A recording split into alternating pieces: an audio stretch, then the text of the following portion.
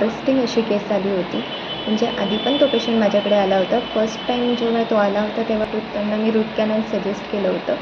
तर ते त्यावेळेला म्हटलेले की आम्ही नंतर येऊ, नंतर बघू, सध्या एवढा काही त्रास नाही आहे. त्याच्यामुळे त्यांनी दुर्लक्ष केलं आणि आज जेव्हा खूप दिवसांनी ते माझ्याकडे आले त्यावेळेला टूथ पेन ही कंप्लेंट होती त्यांची. तर आज पण मी चेकअप करून त्यांना RCT हे ऑप्शन आहे अवेलेबल त्या दातासाठी. RCT करून आपण हा दात वाचवू शकतो असं मी त्यांना सजेस्ट केलेलं आहे.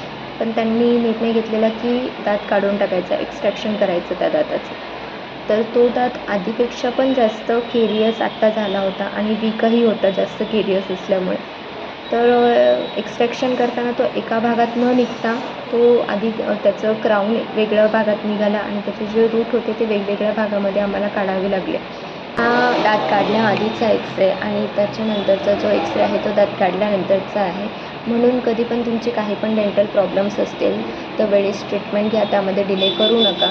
आणि जर दात वाचत असेल तर त्याला नक्कीच वाचवा, कारण तुमच्या नॅचरल दाताची जागा कोणतीच ट्रीटमेंट 100% घेऊ शकत नाही. त्याच्यामुळे तुम्ही वाचत असेल तर त्याला नक्कीच ट्रीटमेंट घेऊन तो दात वाचवण्याचा प्रयत्न करा.